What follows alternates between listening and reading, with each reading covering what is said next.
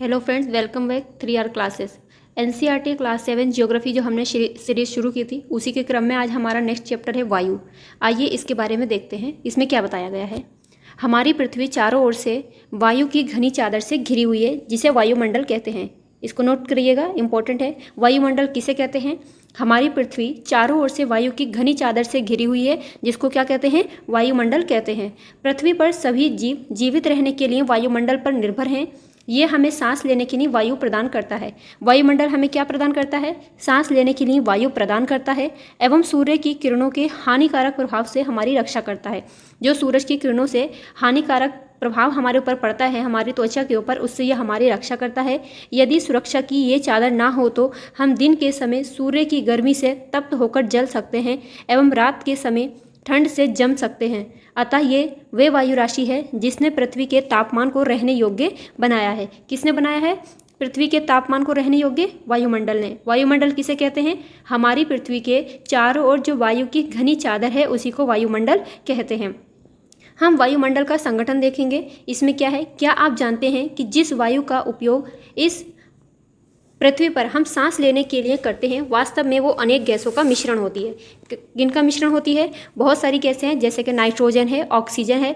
हमारे जो वायुमंडल में दो ही गैसें बहुत इंपॉर्टेंट हैं, नाइट्रोजन और ऑक्सीजन, जो अपना 99% पूरा करती हैं। नाइट्रोजन कितनी है वायुमंडल में? 78%। और ऑक्सीजन कितनी है? 21%। ये दोनों ही ऐसी गैसें हैं जो 99% इसका कवर करती हैं। याद रखें, 99, नाइट्रोजन तथा ऑक्सीजन ऐसी दो गैसें हैं जिनसे वायुमंडल का एक बड़ा भाग बना हुआ है।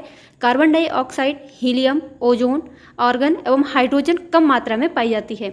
इन गैसों के अलावा हमारे वायुमंडल में धूल के छोटे छोटे कण भी हवा में मौजूद रहते हैं, जैसा कि इस चित्र में दिखाया गया है, जिसमें वायु की विभिन्न संगठनों के प्रतिशत भी दर्शाए गए हैं।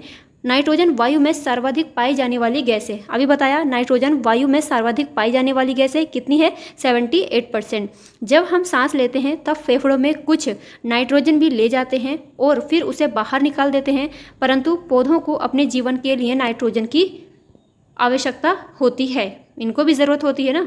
ये देखते हैं, ये दिखाया गया है यहाँ पे। कार्बन डाइऑक्साइड वायुमंडल में फैलकर पृथ्वी से विकिरित ऊष्मा को पृथ्वी पर रोककर ग्रीन हाउस प्रभाव पैदा करती है। क्या मतलब है कहने का? जो कार्बन डाइऑक्साइड गैस है वायुमंडल में इतना फैल जाती है, जो पृथ्वी से, जैसे हमारे सूर्य से जो किरणें आती हैं, जब वो पृथ्वी पर आती हैं तो यहाँ से ये विकृत होकर के वापस से वायुमंडल में जाती हैं।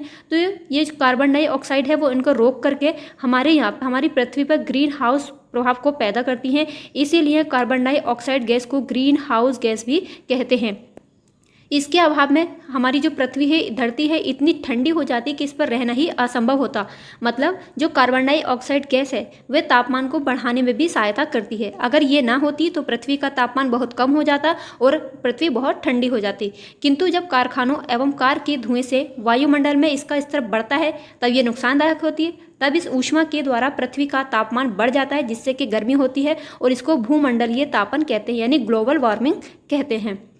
तापमान में इस वृद्धि के कारण पृथ्वी के सबसे ठंडे प्रदेश में जमी हुई जो बर्फ होती है वो पिघलना शुरू हो जाती हैं, जिससे कि समुद्र का जो जल स्तर होता है उसमें धीरे धीरे वृद्धि होती है, जिससे तटीय क्षेत्रों में बाढ़ आ जाती है। दीर्घ अवधि में इसके कारण जलवायु में अत्यधिक परिवर्तन हो सकता है, जिसके फलस्वरूप कुछ पौधे एवं पशु भी लुप्त हो सकते हैं। हमें इतनी लाइनें पढ़ी, इसमें से हमारे लिए इंपॉर्टेंट क्या है? कार्बन डाइऑक्साइड गैस वायुमंडल में फैलकर उसको, जो पृथ्वी से वायुमंडल में जो ऊष्मा होती है उसको रोक करके रखती है, जिससे कि पृथ्वी पर ग्रीन हाउस गैस का प्रभाव उत्पन्न होता है। कहने का मतलब क्या है? Carbon dioxide gas green house प्रभाव में योगदान अपना देती है। अगर green house carbon dioxide gas नहीं होती तो पृथ्वी बहुत ज़्यादा ठंडी हो जाती और इसका तापमान क्या हो जाता? कम हो जाता। जब वायुमंडल में एक आवश्यकता से ज़्यादा कार्बन डाइऑक्साइड उत्पन्न हो जाती है, यानी पैदा हो जाती है, तो उसकी ऊष्मा का द्वारा पृथ्वी का तापमान बढ़ जाता है, जिसको क्या कहते हैं? ग्लोबल वार्मिंग कहते हैं। कार्बन डाइऑक्साइड कितनी पाई जाती है? 0.03% पाई जाती है, लेकिन एनसीईआरटी के अकॉर्डिंग हमारी 0.04% बताई गई है। इसको याद रखना। अगर ऑप्शन में दोनों हैं तो सबसे पहले हम 0.04 को मार्क करेंगे, अगर नहीं है तो 0.03 के पास हम जाएंगे। देख लेते हैं।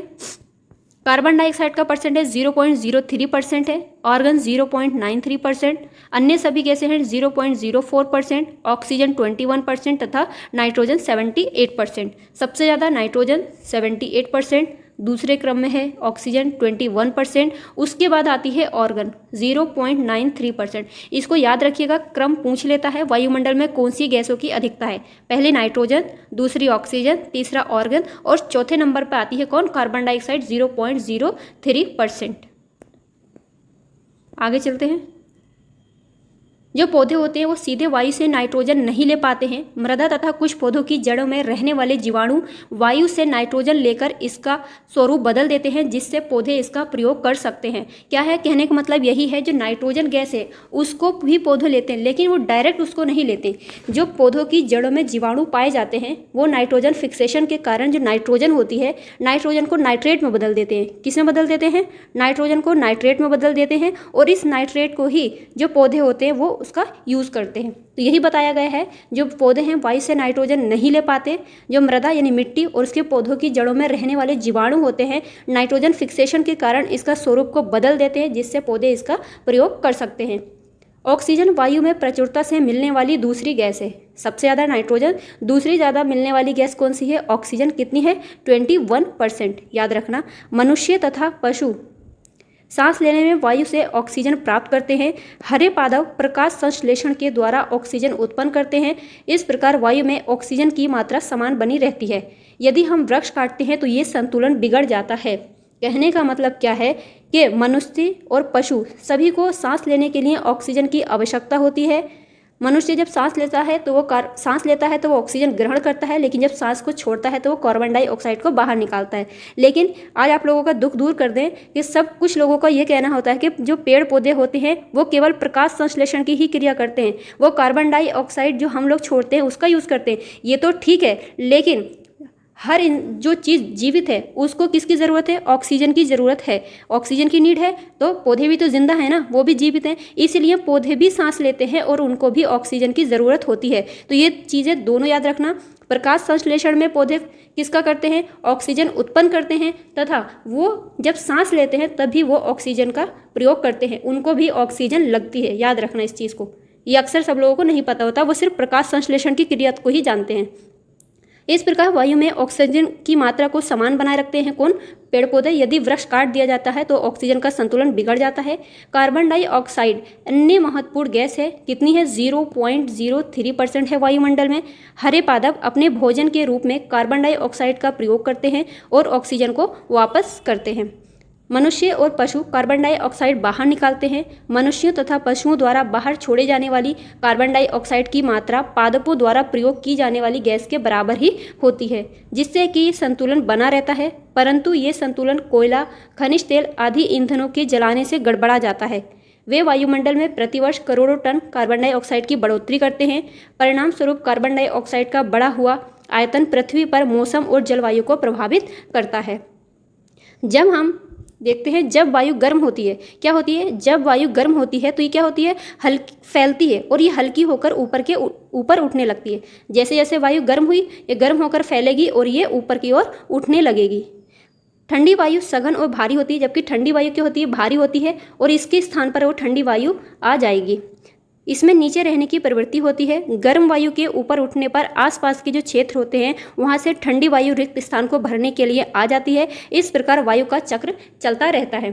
क्या मतलब है, जब वायु यानी हवा गर्म हुई, गर्म होकर के वो ऊपर की ओर उठी, जब ऊपर की ओर उठेगी तो यहाँ पे क्या हो जाएगा, खाली जगह बन जाएगी। इस जगह को भरने के लिए ठंडी वायु वापस आ जाती है। यही चक्र चलता रहता है, जिसको क्या कहते हैं, वायु चक्र कहते हैं। अब देखते हैं वायुमंडल की संरचना कैसे है। हमारा जो वायुमंडल है 5 परतों में विभाजित है। ये तो आप सब लोग जानते हैं कौन कौन से हैं। क्षोभमंडल इंपॉर्टेंट है क्योंकि हम इसी में अपना जीवन यापन करते हैं। समतापमंडल जिसका जो तापमान है वो समान है, ओजोन परत इसमें मिलती है। मध्यमंडल, बाह्य मंडल, बाह्य वायुमंडल इसको याद रखना, एनसीईआरटी ने इसको बाह्य वायुमंडल दिया है, जबकि अलग अलग जगह पे हमें ओजोन मंडल देखने को मिलता है। लेकिन एनसीईआरटी के अकॉर्डिंग जो ओजोन मंडल होता है वो वायुमंडल का एक भाग है, ना कि ओजोन मंडल इसकी एक परत। एवं बाहरी मंडल कौन सा होता है, बहिर्मंडल। तो 5 मंडल हैं। सबसे पहला हम नीचे से ऊपर की ओर जाएंगे, क्षोभमंडल, दूसरा समताप मंडल, तीसरा मध्य मंडल, चौथा बाह्य वायुमंडल और बहिर्मंडल। याद रखना ओजोन मंडल नहीं होता है, बाह्य वायुमंडल का ही एक भाग होता है ओजोन मंडल। क्षोभ मंडल को देखते हैं। ये परत वायुमंडल की सबसे महत्वपूर्ण परत होती है। इसकी औसत ऊंचाई कितनी होती है? इसकी औसत ऊंचाई 13 किलोमीटर है। ये पूछा गया है। हम इसी मंडल में मौजूद वायु में सांस लेते हैं। मौसम की लगभग सभी घटनाएं जैसे कि वर्षा, कोहरा, आंधी, तूफान जितना भी होता है सारा क्षोभ मंडल के अंतर्गत ही आता है। इसको नोट करिएगा, ये भी पूछा गया है और यही ज़्यादा पूछा भी जाता है कि मौसम संबंधी जितनी घटनाएं होती हैं किस मंडल में होती हैं? क्षोभ मंडल में होती हैं। क्षोभ मंडल के बाद में आता है समताप मंडल। क्षोभ मंडल के ऊपर का जो भाग होता है वो समताप मंडल कहलाता है। नाम से स्पष्ट हो रहा है समताप, मतलब इसका तापमान जो है समान होता है, तभी यहाँ पे हवाई जहाज जो उड़ाने की दशाएं होती हैं वो हमको यहाँ पे मिलती हैं। इस भाग की ऊंचाई कितनी होती है? इसकी ऊंचाई लगभग 50 किलोमीटर तक होती है। ये परत बादलों एवं मौसम संबंधी घटनाओं से लगभग मुक्त होती है। इसके फलस्वरूप यहाँ की परिस्थितियाँ हवाई जहाज उड़ाने के लिए आदर्श होती हैं। समताप मंडल की एक महत्वपूर्ण विशेषता ये है कि हमें ओजोन गैस यहीं पर मिलती है। वेरी वेरी इंपॉर्टेंट, ये भी याद रखना। ओजोन गैस हमें किस मंडल में मिलती है? समताप मंडल में मिलती है। और हवाई जहाज उड़ाने के लिए जो आदर्श परिस्थितियां होती हैं वो भी हमको कहाँ मिलती हैं? समताप मंडल में मिलती हैं। जो ओजोन गैस है, सूर्य से आने वाली जो हानिकारक गैसें होती हैं, ये पराबैंगनी किरणें होती हैं, उनसे ये हमारी रक्षा करती है। उसके बाद में आता है मध्य मंडल। इसका तापमान क्या होता है? कम होता है। ये वायुमंडल की तीसरी परत होती है। ये समताप मंडल के ठीक ऊपर होती है। सबसे पहले क्षोभ मंडल, क्षोभ मंडल के ऊपर समताप मंडल, समताप के ऊपर मध्य मंडल मिलेगा। ये लगभग 80 किलोमीटर की ऊंचाई तक फैला हुआ होता है। जैसे ही अंतरिक्ष से इसमें प्रवेश करने वाले उल्कापिंड इस परत में आते हैं तो जलना शुरू हो जाते हैं। अंतरिक्ष से जो उल्कापिंड आते हैं जैसे ही वे मध्य मंडल में प्रवेश करते हैं वो क्या होते हैं? जलना शुरू हो जाते हैं। अब देखते हैं बाह्य वायुमंडल। बाह्य वायुमंडल में बढ़ती ऊंचाई के साथ तापमान अत्यधिक तीव्रता के साथ बढ़ता है। आयन मंडल इस परत का भाग है। ये मोस्ट इंपॉर्टेंट है, इसको नोट करिएगा। आयन मंडल कोई अलग मंडल नहीं है, और बुक में हमेशा अलग अलग दिया जाता है कि आयन मंडल है जो मध्य मंडल के बाद आता है, लेकिन नहीं, बाह्य वायुमंडल का ये एक भाग होता है। इसको नोट करिएगा, स्टार लगाइएगा।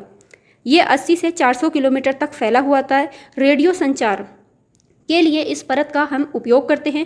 वास्तव में जो पृथ्वी से प्रसारित रेडियो की तरंगें होती हैं इस परत के द्वारा पुनः पृथ्वी पर परावर्तित कर दी जाती हैं। बहिर्मंडल सबसे ऊपरी परत होती है। वायुमंडल की सबसे ऊपरी परत को हम बहिर्मंडल के नाम से जानते हैं। ये वायु की पतली परत होती है। हल्की गैसें कौन सी? जैसे कि हीलियम और हाइड्रोजन यहीं से अंतरिक्ष में तैरती रहती हैं। कौन सी गैसें हैं? हीलियम और हाइड्रोजन। अब इसको हम डायग्राम से समझ लेते हैं। ये 5 परतें दी गई हैं। कौन सी? सबसे पहले होती है क्षोभ मंडल। यहाँ पर माउंट एवरेस्ट दिखाया गया है। सबसे पहले जो क्षोभ मंडल है इसमें तापमान क्या होता है? तापमान धीरे धीरे कम होता है क्षोभ मंडल में। क्षोभ मंडल के ऊपर 10 किलोमीटर तक हमको क्या मिल जाती है? क्षोभ सीमा मिलती है। ये क्षोभ सीमा के बाद में जो तापमान होता है वो लगभग नियत रहता है, ना घटता है ना ही बढ़ता है। और इसी सीमा के अंतर्गत हवाई जहाज उड़ाने की जो आदर्श स्थितियाँ मिलती हैं। क्यों? क्योंकि यहाँ पर बादल बनने की कोई प्रक्रिया नहीं होती है। और समताप मंडल में हमको ओजोन गैस मिलती है। जैसे जैसे हम समताप मंडल में ऊपर की ओर जाते हैं तो यहाँ पर क्या होता है? तापमान बढ़ने लगता है। समताप मंडल के ऊपर हमको मिलती है समताप की सीमा जो मध्य मंडल के बीच में होती है। मध्य मंडल और समताप मंडल के बीच में समताप की सीमा होती है।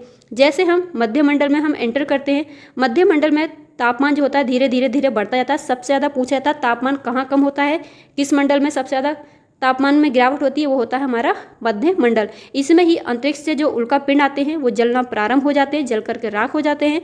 और मध्य मंडल और बाह्य वायुमंडल के बीच की जो सीमा होती है वो मध्य सीमा कहलाती है। बाह्य वायुमंडल के बाद में सबसे ऊपरी परत कौन सी कहलाती है? वो बहिर्मंडल होती है। इन 5 परतों को क्रम से याद रखना। सबसे पहले क्षोभ मंडल, दूसरा समताप मंडल, तीसरा मध्य मंडल, बीच में है यानी मध्य मंडल। 2 मंडल इसके नीचे हैं और 2 ऊपर हैं। मध्य मंडल के बीच में है ऊपर है बाह्य वायुमंडल और सबसे ऊपर है बहिर्मंडल। अब देखते हैं मौसम किसे कहते हैं और जलवायु किसे कहते हैं। क्या आज वर्षा होगी? क्या आज का दिन साफ होगा और धूप निकलेगी? कितनी ही बार हमने क्रिकेट प्रेमियों के मुंह से एक दिवसीय मैच के भविष्य पर अनुमान लगाते हुए ये बात सुनी होगी। यदि हम कल्पना करें कि हमारा शरीर एक रेडियो है और मस्तिष्क उसके स्पीकर है, तो मौसम वह है जो उसके नियंत्रण बटनों से छेड़छाड़ करता रहता है। मौसम क्या है? वायुमंडल की जो वायुमंडल है उसकी प्रत्येक घंटे तथा दिन प्रतिदिन की स्थिति, वायुमंडल की प्रत्येक घंटे और दिन प्रतिदिन की स्थिति यानी उसके तापमान, उसके आर्द्रता आदि में जो भी गिरावट या बढ़ोतरी होती है, जो भी घटनाएं दिन प्रतिदिन हो रही हैं वही हमारा क्या कहलाता है, मौसम कहलाता है। आर्द्र एवं गर्म मौसम मनुष्य को चिड़चिड़ा बना सकता है, जबकि हवादार और अच्छा मौसम हमको आनंद की अनुभूति कराता है और हम घूमने की योजना भी इस मौसम में बना सकते हैं। मौसम नाटकीय रूप से दिन प्रतिदिन बदलता है, किंतु ये इंपॉर्टेंट है देखना, दीर्घ काल में किसी भी स्थान का औसत मौसम उस स्थान की क्या कहलाता है, जलवायु कहलाता है। वायुमंडल में जो भी दिन प्रतिदिन होने वाली स्थिति होती है वो मौसम कहलाती है, जबकि दीर्घ काल में मतलब लंबे टाइम तक किसी भी एक स्थान पर औसत जो मौसम है उस स्थान की जलवायु को बताता है। ये जानकर आपको आश्चर्य होगा कि हमारी पृथ्वी सूर्य की ऊर्जा के इतने भाग का केवल 1 अरबवां ही भाग प्राप्त करती है। तापमान किसको कहते हैं देखते हैं। प्रतिदिन जिस तापमान का अनुभव करते हैं वह वायुमंडल का तापमान होता है। वायु में मौजूद ताप एवं शीतलता के परिणाम को तापमान कहते हैं। किसको कहते हैं तापमान, यहाँ से नोट करना, वे वायुमंडल का तापमान, वायु में मौजूद ताप और शीतलता के परिणाम को ही हम क्या कहते हैं, तापमान कहते हैं। वायुमंडल का तापमान केवल दिन और रात में ही नहीं बदलता, बल्कि ऋतुओं के अनुसार भी ये बदलता रहता है। शीत ऋतु की अपेक्षा ग्रीष्म ऋतु में ज़्यादा गर्म होती है, ये तो अंडरस्टूड है, हम लोग जानते हैं। आतपन क्या होता है, कितना भयानक ट्रांसलेशन किया है। आतपन की जगह आप सूर्य ताप लिख सकते हैं, यानी आइसोलेशन। ये एक महत्वपूर्ण कारक होता है जो तापमान के वितरण को प्रभावित करता है, मतलब उस पर इफेक्ट डालता है। सूर्य से आने वाली वह ऊर्जा जो पृथ्वी रोक लेती है वही आतपन कहलाती है। यानी सूर्य से आने वाली वह ऊर्जा जिसको पृथ्वी रोक लेती है वो आतपन या आइसोलेशन कहलाता है। इसको नोट करना, बहुत गंदा सा ट्रांसलेशन लग रहा है ये। इसकी जगह आप सूर्य ताप लिख लीजिए, ज़्यादा ईजी याद हो जाएगा, सूर्य ताप। आतपन यानी सूर्य तप की मात्रा भूमध्य रेखा से ध्रुवों की ओर घटती है। जैसे जैसे हम भूमध्य, ये हमारी पृथ्वी है, पृथ्वी में ये भूमध्य रेखा है, जैसे जैसे हम भूमध्य रेखा से ऊपर ध्रुवों की तरफ जाएंगे तो क्या होगा, तापमान में गिरावट आती है, तापमान धीरे धीरे कम होता जाता है। ये बताया गया है। तापमापी किसे कहते हैं, जो तापमान को मापता है वो तापमापी। वायुदाब को जो मापता है वो वायुदाब मापी। वर्षा की मात्रा मापने वाले यंत्र को वर्षामापी कहते हैं, और पवन की जो दिशा को दर्शाता है उसको मापता है वात दिग्दर्शी कहते हैं। ये दोनों पूछे जाते हैं, इनको नोट करिएगा। वायुदाबमापी ज़्यादा पूछा जाता है। अब देखते हैं ध्रुवों। यदि पृथ्वी का तापमान अधिक बढ़ जाता है तो ये इतनी गर्म हो जाएगी कि यहाँ कुछ फसलें नहीं उग सकेंगी। गांवों की अपेक्षा नगरों का तापमान बहुत अधिक होता है। दिन के समय में ऐसा फील्ड से बनी सड़कें एवं धातु और कंक्रीट से बने भवन गर्म हो जाते हैं। रात के समय ये ऊष्मा मुक्त होती है। नगर के भीड़ वाले जो भवन होते हैं वो गर्म वायु को रोक लेते हैं, जिससे नगरों का तापमान बढ़ जाता है। जैसे बहुत बड़े बड़े नगर होते हैं, इसमें बड़ी बड़ी बिल्डिंगें होती हैं, वो क्या होती हैं, वायु जो गर्म होकर ऊपर उठने लगती है उसको ये रोक लेते हैं, जिससे कि उस जगह का तापमान क्या हो जाता है, बढ़ जाता है। तापमान को मापने की मानक इकाई डिग्री सेल्सियस होती है। इसका आविष्कार किसने किया था, एंडर्स सेल्सियस ने किया था, इसीलिए इसको डिग्री सेल्सियस में नापते हैं। सेल्सियस पैमाने पर जल जो होता है 0 डिग्री सेल्सियस पर जमने लगता है, जबकि इसका जो क्वथनांक होता है जो इस पर उबलता है वो 100 डिग्री सेल्सियस होता है। अब हम देखते हैं वायुदाब क्या होता है। पृथ्वी की सतह, यहाँ से पढ़ेंगे, पृथ्वी की सतह पर वायु के भार के द्वारा लगाया गया दाब ही वायुदाब कहलाता है। मोस्ट इंपॉर्टेंट, ये एक लाइन नोट करने वाली है। वायुदाब किसे कहते हैं, पृथ्वी की सतह पर वायु के द्वारा एक निश्चित क्षेत्रफल पर लगाया गया दाब ही वायुदाब कहलाता है। वायुमंडल में ऊपर की ओर जाने पर दाब तेजी से गिरने लगता है। क्या होता है, जैसे जैसे हम पृथ्वी से ऊपर की ओर जाते हैं तो क्या होता है कि दाब तेजी से गिरने लगता है। समुद्र स्तर पर वायु दाब सबसे ज़्यादा होता है और ऊंचाई पर जाने पर यह दाब घटता जाता है। वायु दाब का क्षैतिज वितरण किसी स्थान पर उपस्थित वायु के ताप के द्वारा प्रभावित होता है और अधिक तापमान वाले क्षेत्रों में वायु गर्म होकर ऊपर उठने लगती है। जैसे वायु जब गर्म होकर ऊपर उठेगी तो यहाँ पर जो दाब का क्षेत्र होता है वहाँ पर निम्न दाब बनने लगता है। क्या होता है, जब वायु जब गर्म होगी तो वहाँ पर का स्थान खाली होगा तो वहाँ पर निम्न वायु दाब का क्षेत्र बनेगा। लेकिन जब वायु ठंडी होगी तो वहाँ पर के कैसा दाब का क्षेत्र बनेगा, उच्च वायु दाब का क्षेत्र बनेगा। इसको याद रखना। निम्न दाब बादल युक्त आकाश एवं नम मौसम के साथ जुड़ा हुआ होता है। अभी हमने ये पढ़ा कि जैसे जैसे हम ऊंचाई पर जाते हैं ये वायु दाब जो होता है घटता जाता है। अब आपने सुना होगा जैसे हम पहाड़ों पर भी जाते हैं तो कुछ लोगों की जो नाक से ब्लड आने लगता है, वो क्यों होता है, क्यों? क्योंकि जैसे जैसे हम ऊपर जाते हैं तो वायुमंडल का दाब कम होने लगता है और जो दाब होता है ना, जो ब्लड होता है, जो ब्लड को धकेल रहा होता है दाब, वो बहुत कम, जो उस पर बल लगता है वो बहुत कम महसूस होता है, जिसके कारण जो नाक की जो धमनियाँ शिराएँ होती हैं वो फट जाती हैं और नाक से ब्लड भी आ जाता है। कम तापमान वाले क्षेत्रों की वायु ठंडी होती है। इसके फलस्वरूप ये भारी होती है। भारी वायु निमज्जित होकर उच्च दाब का क्षेत्र बनाती है। उच्च दाब के कारण स्पष्ट एवं स्वच्छ आकाश होता है। अब ये इंपॉर्टेंट है टॉपिक, इसको बहुत ध्यान से पढ़िएगा और इसको नोट करिएगा। जब वायु भारी होकर निमज्जित होने लगती है, निमज्जित होकर जब वो उच्च दाब का क्षेत्र बनाती है, जब दाब का क्षेत्र ऊंचा होगा तब देखिएगा वहाँ का जो मौसम होगा वो कैसा होगा, स्पष्ट, साफ और आकाश भी अच्छा और साफ सुथरा होगा। वायु सदैव उच्च दाब से निम्न दाब की ओर गमन करती है। इसको नोट करना, जो वायु होती है वो कैसे उच्च दाब से यानी हाई प्रेशर से हमेशा लो प्रेशर की ओर चलती है।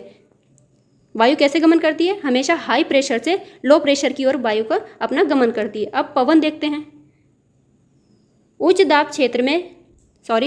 क्षेत्र से निम्न दाब क्षेत्र की ओर वायु की गति को पवन कहते हैं। अब यहाँ पर भी आप देख लीजिए, जब हम उस पर जाते, अभी हमने वायुदाब पढ़ा ना, इससे एक एग्जांपल और देख लीजिए। जैसे हम चांद पर जाते हैं तो चांद का अपना तो कोई वायुमंडल है नहीं, वायुमंडलीय दाब है नहीं, तो वहाँ पर अगर कोई व्यक्ति जाता है तो हम क्या करते हैं, उसको अलग तरीके के स्पेशल से कपड़े पहनाकर भेजते हैं, जिससे कि उसके ऊपर जो बॉडी पे दाब लगता है उसको वो महसूस कर पाए, क्योंकि चांद का अपना तो वायुमंडलीय दाब है नहीं।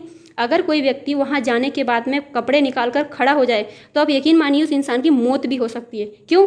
क्योंकि उसकी जो रक्त, शरीर की जो ब्लड की वाहिनियाँ होती हैं ना, वो फट जाएंगी। जो हमारा ब्लड होता है उसके अंदर से वो लगातार जब बल महसूस कर रही हैं, और बाहर से, अंदर से तो बल उनको मिल रहा है लेकिन बाहर से कोई रिएक्शन ही नहीं हो रहा है, क्योंकि चांद पर तो कोई वायुमंडलीय दाब है नहीं। जब अंदर से उनको बल मिल रहा है, बाहर से रिएक्शन नहीं हो रहा है, इस कारण भी उनके शरीर की वाहिनियाँ जो रक्त का आदान प्रदान करती हैं, लेकर जाती हैं, वो फट जाएंगे। उससे इंसान की वहाँ पर मौत भी हो सकती है। इसीलिए उनको स्पेशल कपड़े पहनाकर चांद पर भेजा जाता है। अब देख लेते हैं पवन। पवन किसे कहते हैं, इसके बारे में बताया गया है।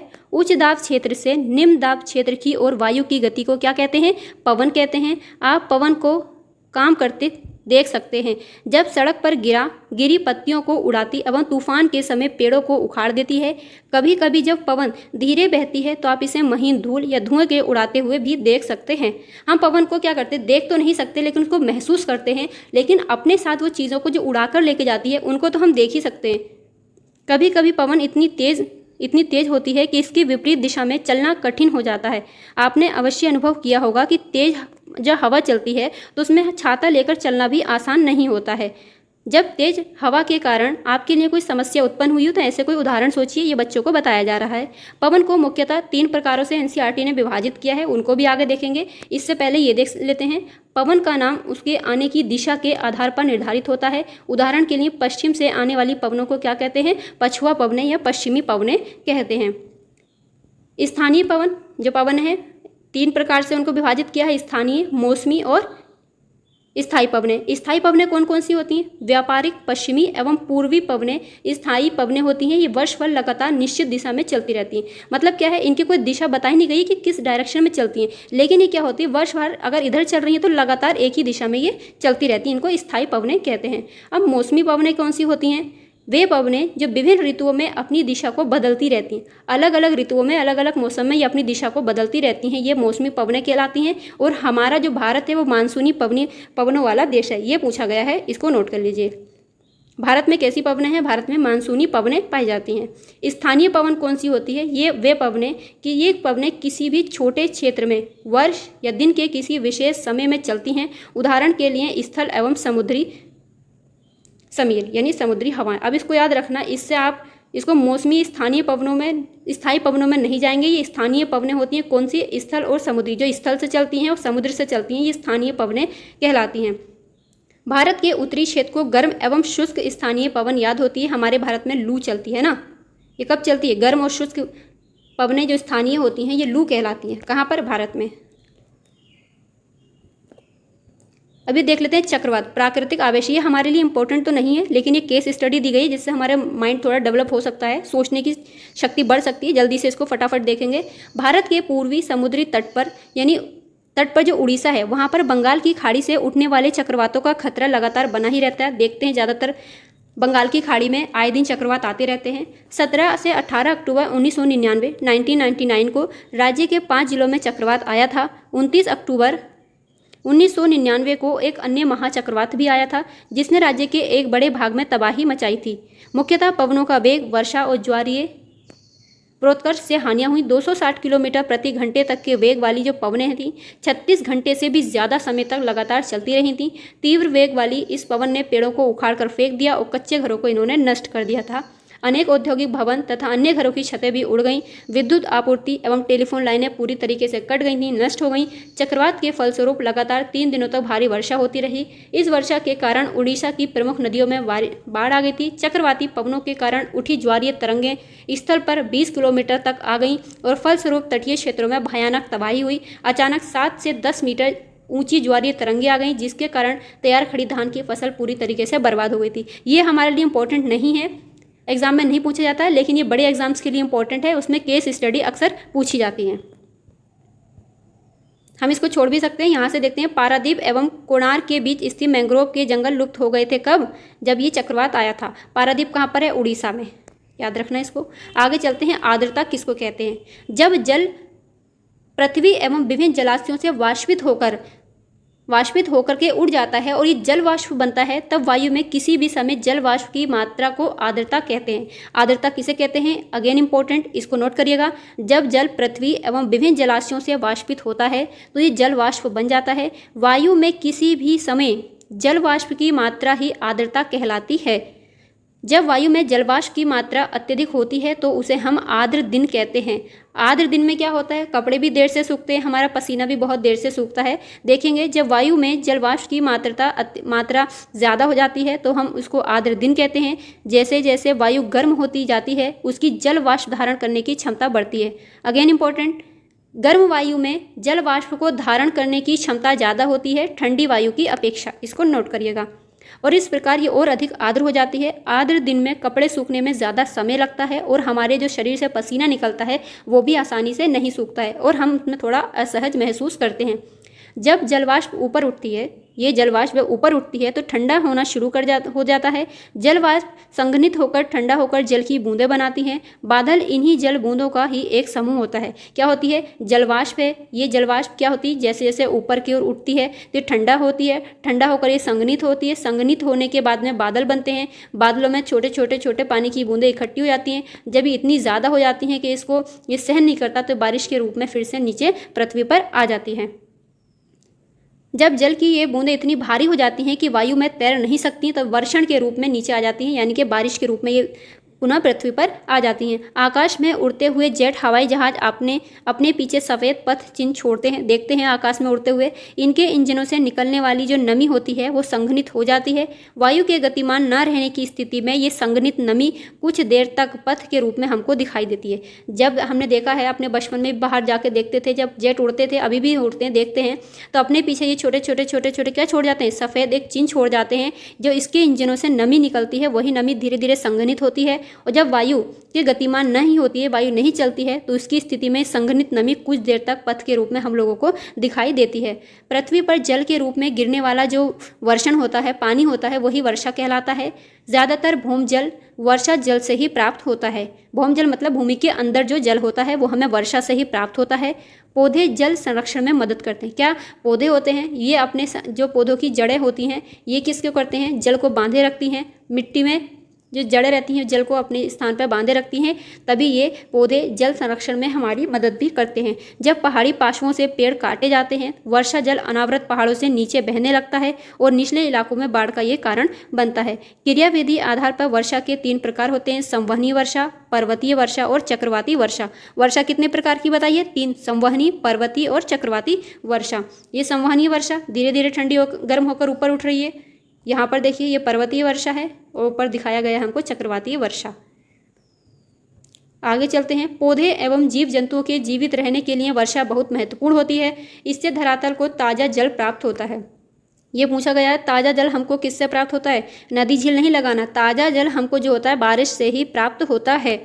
यदि वर्षा कम होती है तो जल की कमी और सूखा हो जाता है। इसके विपरीत अगर बारिश अधिक होती है तो बाढ़ की समस्या हमारे सामने आ जाती है। वर्षण के दूसरे रूप होते हैं हिम या सहिम वृष्टि या ओला।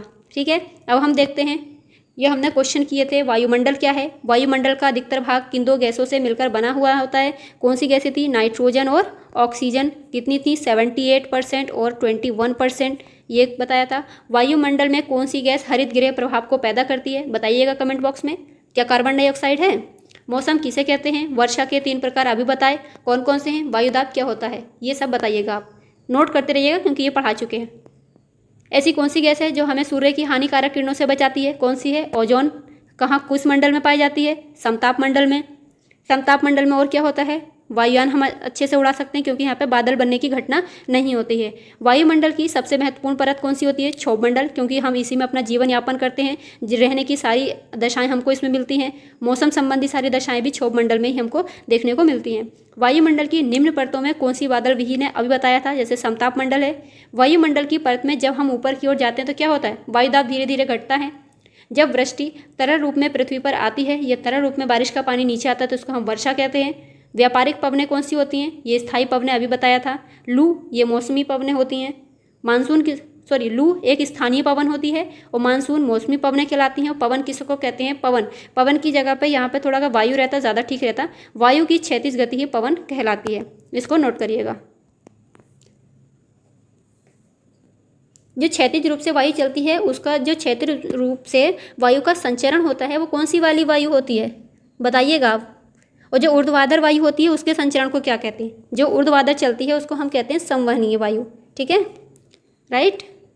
अब आप इसको पढ़ते रहिए और बार बार रिवीजन करते रहिए। जो समझ में नहीं आया आप उसमें कमेंट बॉक्स में पूछ सकते हैं, बताएंगे उसको। मिलेंगे अगली क्लास में, तब तक के लिए अपना ख्याल रखिए। बाय।